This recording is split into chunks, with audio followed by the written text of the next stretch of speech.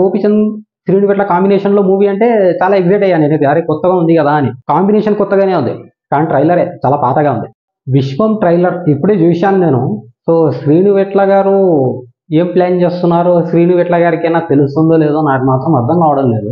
ఎందుకంటే విశ్వము trailer release అవుతుందనేసి posters అయితే రిలీజ్ చేశారు. దానికన్నా ముందు కూడా కొన్ని పోస్టర్స్ వచ్చాయి, సాంగ్ రిలీజు అది ఇది అని కొన్ని పోస్టర్స్ వచ్చాయి. నా క్వశ్చన్ ఏంటంటే మెయిన్గా అసలు పోస్టర్స్లోనే క్లారిటీ లేదు. మీకు చూపిస్తాను నేను పోస్టర్స్ కూడా.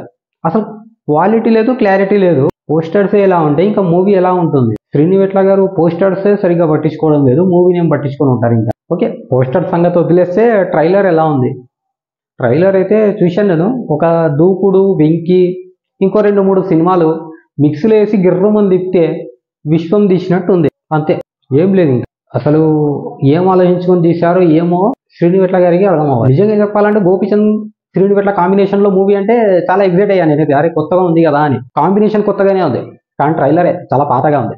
ట్రైలర్ చూస్తున్నంత సేపు అదే రోత కామెడీ, ఏదో చిన్న సస్పెన్సు, హీరోయిన్తో డ్యూయెట్లు, ఇదే ఇంకా శ్రీనువెట్ల గారి అన్ని మూవీస్లో ఉండేది ఇదే. పెద్దగా ఇంప్రూవ్మెంట్ ఏం కనిపించలేదు స్టోరీలో. ట్రైలర్ చేసి స్టోరీ ఎలా చెప్తారా అంటే చూపించారు, మళ్ళీ వాళ్ళు ట్రైలర్లోనే చూపించేశారు ఏముందనేది. అదే ట్రైన్ సీన్ తీసుకొచ్చి ఇక్కడ పెట్టారు వెంకీలోది.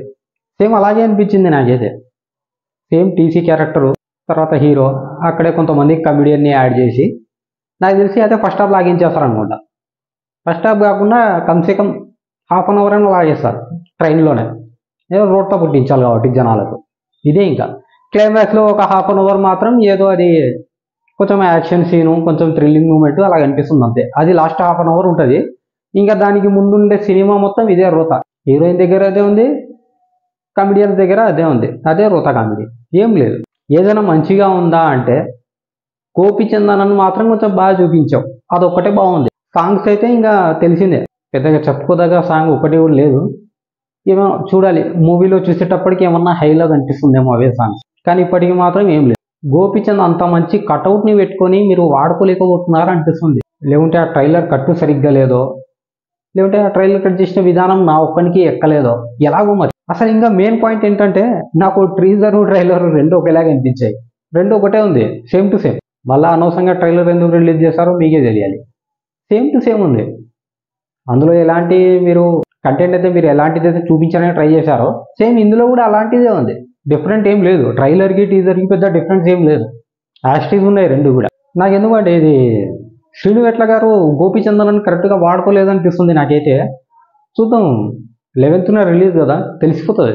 నేను టీజర్ అప్పుడు ఇదే మాట చెప్పాను, సో ట్రైలర్ అప్పుడు కూడా ఇదే మాట చెప్తున్నాను. సరిగ్గా వాడుకోలేదు అనిపించింది. రోత కామెడీ అయితే కంటిన్యూ చేస్తున్నారు తప్ప ఎక్కడ దాన్ని ఇంప్రూవ్మెంట్ చేసుకోవడం లేదు. శ్రీనువెట్ల గారు ఒకటి తెలుసుకోవాలి, ఆడియన్స్ మారారు. ఎందుకు మన డైరెక్టర్స్ అప్డేట్ అవ్వలేకున్నారో నాకు అర్థం కావడం లేదు.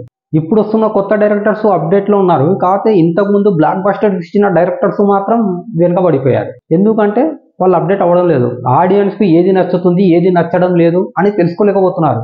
అదే పాత రొట్ట కామెడీనే తిప్పి తిప్పి సావగొడుతున్నారే తప్ప ఆడియన్స్కి ఏది నచ్చుతుంది అనేది మాత్రం తెలుసుకోవడం లేదు. ఓకే, ఏదేమైనా సరే గోపీచంద్ అన్నకు మంచి కంబ్యాక్ మూవీ అవ్వాలని నేనైతే కోరుకుంటున్నా. ఏమవుతుందో మళ్ళీ నాకు కూడా తెలియదు. కంబ్యాక్ మూవీ అయితే హ్యాపీ.